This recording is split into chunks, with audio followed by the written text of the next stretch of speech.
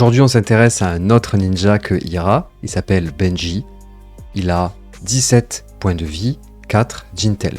Son effet précise que à chaque attaque-action avec 2 ou moins de dégâts ne peuvent pas être défendus avec les cartes de la main. La première attaque-action que vous contrôlez ce tour-ci touche, la prochaine attaque gagne +1. C'est un personnage qui ne paye pas de mine. Au tout début de la méta, il représentait 0,8% de la méta. 15 derniers jours, il était passé à 1,1 et lors de la 7 derniers jours, dernière semaine, il est passé à 1,3. Et donc en fait, on voit que cette augmentation de 0,5% par rapport à 1,1%, 1% du début, c'est quand même colossal. Ce qui est surtout colossal, c'est il y a eu un énorme pic de win rate, puisque quand j'ai regardé, du coup la semaine dernière, il était passé devant Ira ou à côté de Braillard, bref, il était aux alentours de 61-62%, et donc c'est pour ça que, en termes de win rate, il était qu'à 56, et puis là, qu'il y a une grosse moyenne à 58, là, il est un petit peu redescendu, mais ça restait quand même un choix extrêmement solide. C'est un ninja à la lecture du texte en précisant que la première carte d'attaque action qui touche, la suivante gagne +1, et donc on présume, et on sait très bien qu'on va devoir enchaîner plein de petites attaques, éventuellement buffées par des attaques réaction. La liste que je propose aujourd'hui pour ce personnage, c'est une liste tricolore, avec une majorité bien évidemment de rouge et de bleu. Je dis bien évidemment puisque les rouges vont venir apporter le côté offensif, les bleus payer la ressource et des effets, globalement en termes de philosophie, et les jaunes se situent un petit peu entre les deux avec des finishers quand même extrêmement intéressants, en tout cas des bonus. Je rappelle que à chaque fois je vous présente bien sûr ici en single et que tout est doublé. En outre, la liste est aussi axée sur la création de tigre accroupi qu'on avait déjà vu avec Ira. C'est une carte qui coûte 0, qui attaque à 0, donc elle va être buffée par la suite. C'est un éphémère, donc elle ne commence pas la partie dans votre main ou dans votre deck. Elle va venir être rajoutée en plus. Elle possède la capacité de réaliser un encore une fois. Allez, commençons par le commencement, on s'attaque au rouge. Parmi les cartes rouges, on va avoir une seule attaque-réaction. Toutes les autres cartes vont être des cartes attaque. Celle-ci nous permet de cibler donc soit la dague ou l'épée. Spoiler alerte, on va jouer un Kodachi, donc une dague. Et cette carte-là gagne +3. Ou alors de cibler une carte attaque-action, donc celle-ci, avec un coût de 1 ou moins. On voit que, spoiler alerte, toutes les rouges ici ont un coût de 1 ou moins. Et elles vont avoir +3, on hit, go again. Typiquement, sur le Kodachi, que l'on a pitché avec une carte qui a un coût nul, eh bien elle va avoir +3, donc on va venir pour 4, go again. Et en plus de ça, on voit que à la différence de Ira, c'était le Kodachi qui venait toucher. Ici, c'est une attaque-action. Donc attention, on ne va cette fois-ci pas avoir le bonus sur un Kodachi, puisque c'est pas une attaque-action, c'est bien une arme. Parmi les attaques rouges, on va avoir deux familles. Première famille ici, ça va être les cartes d'attaque, on va dire, classiques, dont le fameux Snatch, qu'on retrouve vraiment partout, j'exagère. Elle coûte 0, elle attaque pour 4. Si Snatch touche, vous piochez. Donc, vraiment parfait pour relancer. Et ici, elle coûte 1, elle attaque pour 4. La prochaine attaque gagne +1, mais surtout, elle a go again. Snatch, ça s'arrête ici, ou alors il faudra donner à une carte un effet de go again. Alors que là, pour une ressource, eh bien, vous continuez, et c'est exactement ce que cherche à faire Benji. Ces 4-là vous permettent de jouer autour de la mécanique de tigre accroupi. Ces 3-ci en génèrent 1, donc celui-ci en attaque avec une condition, celui-ci on hit. Cette carte-là, si jamais il y avait le tigre, eh bien en fait elle gagne encore une fois et vous en créez un que vous pouvez jouer. Et celle-là donne, entre guillemets, tout simplement un +1 au prochain. Donc on sent déjà que les cartes attaque vont générer beaucoup, en tout cas au moins un tigre, qui je le rappelle à go again, donc ça veut dire qu'à chaque fois c'est un dégât gratuit.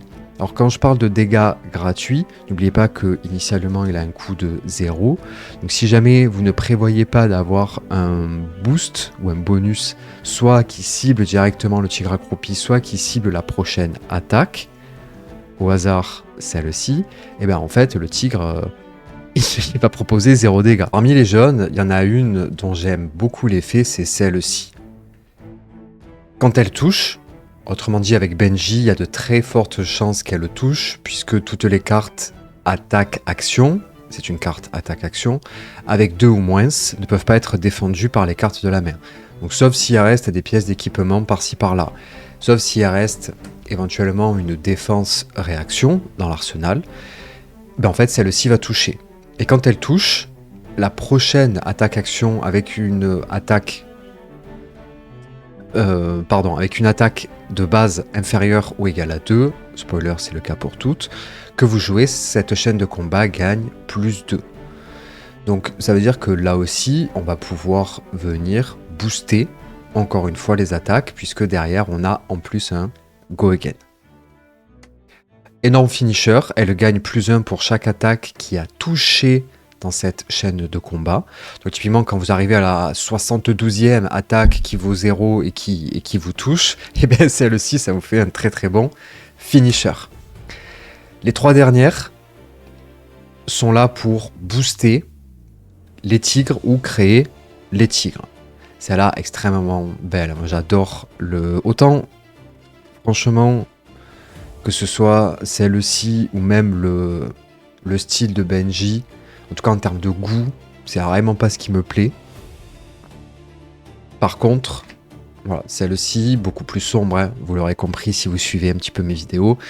Je préfère plus le côté sombre que voilà, ce côté-là un peu saturé, etc. Bref. Très beau avec une ombre de tigre derrière, un tigre spectral, pour celles et ceux qui ont joué à WoW, même s'il n'était pas de cette couleur. Quand elle attaque, donc celle-ci, quand elle attaque, on pour 0. Le prochain tigre accroupi gagne plus 1. On se souvient que le tigre coûte 0, donc parfait pour... coûte 0, pardon, à une attaque de 0. Donc parfait pour pouvoir venir le booster. Celle-ci, qui a fait sa résurgence, puisqu'elle a été éditée uniquement dans le pack de table ronde. Je crois que c'est comme ça en français. Bref, le set avec justement plein de cartes un petit peu particulières qui étaient fait pour jouer ensemble, l'un contre l'autre, avec voilà, des personnages ultra stylés. Celle-ci n'a pas été rééditée. Et elle a la possibilité, donc quand elle est dans l'arsenal, de pouvoir défendre. Je vous rappelle qu'on ne peut pas défendre des cartes qui sont dans on peut pas défendre avec les cartes qui sont dans l'arsenal, sauf si ce sont des cartes de défense-réaction. Et quand elle défend, vous créez un tigre que vous pouvez jouer à votre prochain tour. C'est-à-dire qu'avec ça, clairement, vous stackez un prochain tigre. Donc non seulement ça prend pas de place dans votre main puisque vous avez la possibilité de l'avoir dans l'arsenal, ça défend pour 3 et puis vous faites un tigre si vous voulez par exemple préparer un très gros combo. Brise mordante, on hit. À nouveau, il y a de très fortes chances que ça touche grâce à l'effet du personnage, sauf si encore une fois il reste une défense-réaction qui traîne ou une pièce d'équipement. Mais bon, normalement, vous avez un petit peu épuisé les possibilités de blocage autres que par la main au fil des tours. Eh bien, vous créez un tigre, vous pouvez jouer après ça. Clôturons notre anatomie avec les cartes bleues. La première, le snatch, on l'a déjà évoqué puisqu'on l'avait vu en rouge, on la joue en rouge. Celle-là donne un go again pour toute attaque qui a 3 ou moins de dégâts de base. Une défense réaction qui cible les attaques avec 3 ou moins, donc sauf le snatch, et encore que en bleu il passe à 2, hein, parce qu'en rouge il tape à 4. À plus 1. Attaque réaction, très intéressant, mais on a aussi la possibilité de pouvoir l'utiliser en ressources. Et toutes les autres vont à nouveau, et sans aucune surprise, venir soutenir l'effet de tigre. On a déjà vu la plupart en rouge. Donc celle-ci, on l'a déjà vue en rouge, celle-ci, celle-ci. Celle-là, on l'a vue en jaune. Et enfin, il y en a une que l'on n'a pas encore abordée, parce que on la joue qu'en bleu. Si le tigre accroupi était la dernière attaque, cette carte gagne +1 et go again. Donc ça va être aussi un très très bon finisher dans le sens où ça va permettre de relancer, encore une fois. C'est-à-dire qu'on joue les tigres, 1, éventuellement 2, et ensuite, grâce à celle-ci gagne donc +1, donc elle vient taper à 2 pour 0, et on peut relancer ensuite et poursuivre pour atteindre nos 9654 attaques en un seul tour. Pour l'équipement, ça faisait extrêmement longtemps qu'on n'avait pas vu passer cette pièce. À nouveau, il n'y a pas difficile de faire mieux, puisqu'on a une carte qui bloque pour 1, à 2 si elle défend une carte attaque. À nouveau, dans une méta où on a Ira qui compte pour 10% de la méta et qui a 62% de win rate, on a envie de défendre ses coups de Kodachi. Et en plus de ça, elle est Guardwell, donc elle ne se détruit pas après avoir défendu. Le torse, c'est le même que Ira, que celui que porte Ira. Il défend à 1, donc il est Battle Worn, ça veut donc dire que vous pouvez défendre une première fois et après utiliser l'effet, il n'est pas Blade Break. En instantané, donc quand vous voulez en termes de phase d'action, vous le détruisez et vous gagnez une ressource. Et vous ne pouvez faire cette action-là que si vous avez attaqué avec un tigre accroupi. Ça tombe très bien puisque on l'a vu qu'il y a beaucoup de cartes qui permettent d'en générer et de les buffer. Donc pareil, on voit déjà poindre.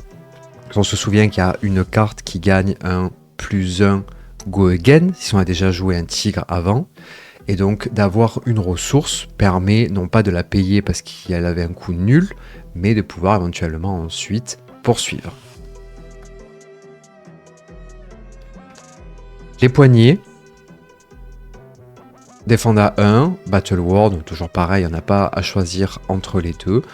Prochain tigre que vous jouez gagne +2, donc parfait pour faire un énorme tour de push. Ou alors tout simplement, au contraire, si vous êtes un petit peu juste et qu'il n'y a pas les cartes qu'il vous faut, c'est-à-dire que vous générez des tigres mais que vous n'avez pas de quoi les jouer, et bien en fait, de les buffer, et bien en fait vous pouvez le faire quand même avec ceci et pas avoir un tour un petit peu en dessous en termes de dégâts. Et enfin les bots qui défendent à 1 et sont toujours Battle World en instantané. Vous créez un jeton de tir, donc ça c'est parfait si au contraire cette fois-ci vous avez des buffs mais pas les tigres, ou alors que vous souhaitez faire un gros tour et avoir un tigre créé, plus le buffer, plus un de ressources. On verra ensuite comment on peut s'épatouiller avec tout ça. Sans surprise, puisque je vous l'ai spoilé tout à l'heure, on va venir jouer avec un double Kodachi qui pour une ressource en termes d'action, donc faites attention à séquencer. Une fois par tour pour une ressource permet d'attaquer, et bien sûr que vous allez pitcher avec une carte qui a un coût nul, puisque ça vous donne un go again. Sinon, vous pitchez, vous faites 1 et le tour se termine. Donc faites attention de bien pitcher avec une carte qui a un coût nul. Le sideboard équipement vient remplacer le casque et une main. Le casque ici, pourquoi en fait? Oui, il défend très bien, et oui, on le voit partout, et oui, il est extrêmement intéressant. Cependant, concernant la mécanique avec laquelle nous jouons, en fait, on ne veut absolument pas se séparer de ces cartes-là. Ces cartes-là, elles permettent de générer des tigres accroupis, de buffer ces tigres accroupis, ou de gagner une ressource quand on joue. Autrement dit, toutes ces cartes-là interagissent avec la notion de tigre accroupi. Donc s'il y a bien une pièce que l'on veut retirer, c'est celle qui ne matche pas avec cette mécanique-là. Par contre, une seule carte d'attaque barrière, c'est un petit peu limite. Donc on va se rajouter aussi une autre en une main, cette magnifique lanterne qu'on avait déjà vu passer et qui permet justement, moyennant un coût en ressources, de pouvoir prévenir des dégâts d'arcane. On a un deck qui a beaucoup de cartes bleues, des jaunes aussi, donc en fait on sait qu'on va avoir assez de ressources pour payer ces barrières d'arcane là. Si on s'est permis de retirer un Kodachi pour avoir une lanterne à la place, c'est parce qu'on fait déjà 3000 attaques par tour. Donc en fait, s'enlever un Kodachi avec un Go Again, c'est quand même assez peu dommageable versus le fait de pouvoir se prémunir de un dégât d'arcane par tour. Le sideboard est plutôt classique et on a 2 défenses réaction énorme, un défense à 7. Celle-ci qu'on n'a pas vu encore jusqu'à présent. On hit, vous tournez face visible une carte de l'arsenal et bannissez une attaque action de l'arsenal. Autrement dit, vous bannissez si c'est une carte action dans l'arsenal. Et ça va être très très bien pour les héros qui jouent beaucoup avec l'arsenal. Je pense par exemple à Kaio. Over the Horizon, on l'a vu aussi, hein, on regarde la première carte pour prendre un petit peu d'avance, commencer à réfléchir au combo. Et celle-ci qui vient soit donner un point de vie flat, mais on s'en sert surtout pour sa deuxième ligne, qui est en dégâts d'arcane pour pouvoir combler un petit peu le trou de dégâts, c'est-à-dire avoir soit punir les pings, ou soit revenir un petit peu malgré tout, si on s'est pris un énorme combo. En plus de ça, nous on a 17 points de vie, donc il faut faire vraiment très attention, chaque point de vie compte. Allez, c'est parti, on va faire 800 attaques, créer 300 tigres avec une seule carte, tout ça pour 0 de ressources. La main que l'on pioche, on sait que la mécanique générale va être de pouvoir générer des tigres, buffer ces tigres. Donc il faut alterner les 2 types de cartes avec un petit effet pour Benji sur le on-hit. Donc celle-ci, créer un tigre. Donc ça c'est parfait puisqu'on va vouloir essayer de la jouer en premier. Celle-ci, buff un tigre, donc il va falloir l'alterner. Donc celle-ci éventuellement. On hit, on crée un tigre qu'on peut jouer. Et celle-là, on va s'en servir de pitch. Comme elle a un coût qui vaut 0, on sait que là, à vue d'œil, on va avoir du pitch flottant. Puisque là, le coût c'est que de 1. Donc on va pouvoir se servir des Kodachi.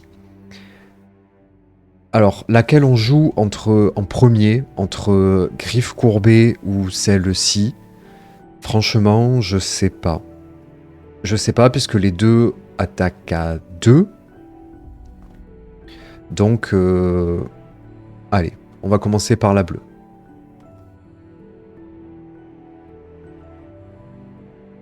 La bleue, ici, on vient la pitcher, il en reste 2.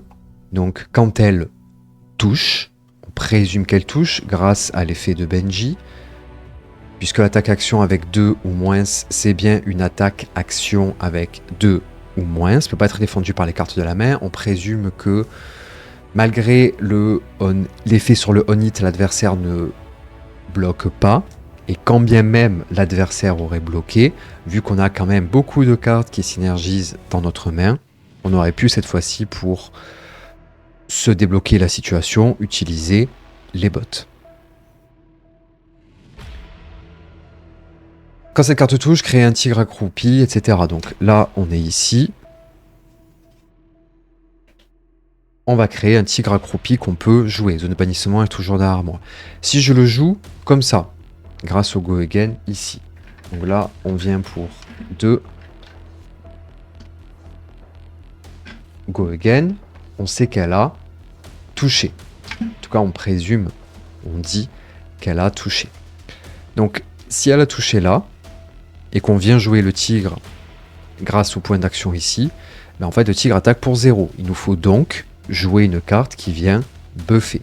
Celle-ci en crée un, celle-ci le buff, donc on vient rajouter ici pour 2 Go Again, 2 Go Again. La prochaine attaque de tigre gagne +1. Avec le point d'action là, je viens sortir le tigre tout droit des enfers qui vient pour 1 et qui a Go Again. Là, il me reste dans la main que cette carte. Donc, on hit, créer un tigre accroupi. Petit flashback, ici on était à 3, pardon. Hop. Grâce à l'effet, la deuxième ligne de Benji, puisqu'on avait dit que la première touchait. La prochaine attaque gagne +1. Ça change rien pour la mécanique, mais bon, ça fait quand même toujours un point de dégâts supplémentaire.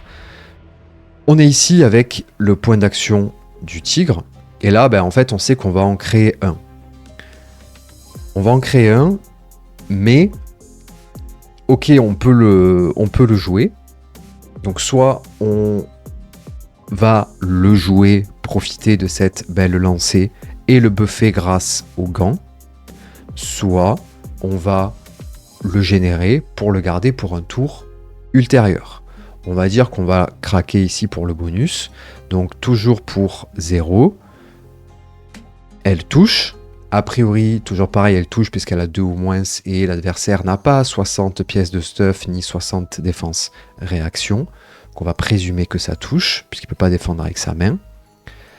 Elle vient pour 2. Go again.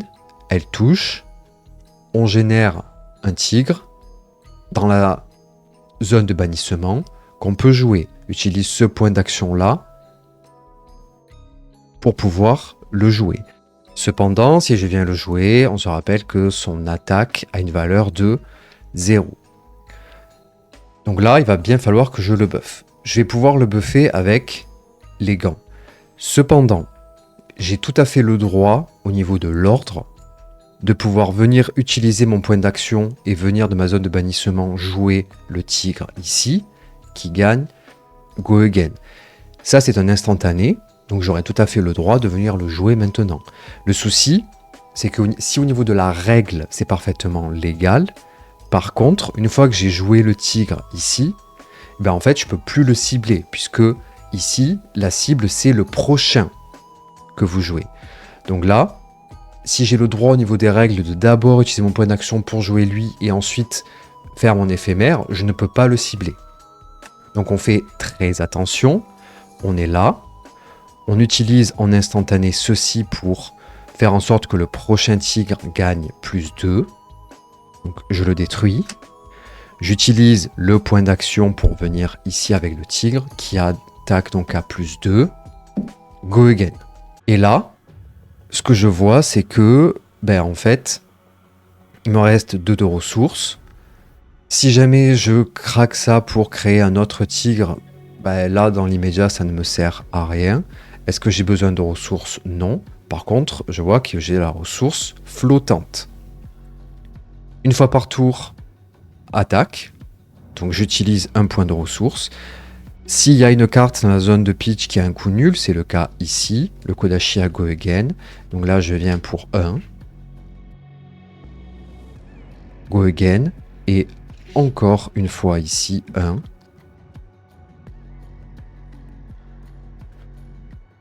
Go Again, mais j'ai plus rien. Donc on voit qu'on a fait 1, 2, 3, 4, 5, 6, 7 attaques. Générer 2 tigres.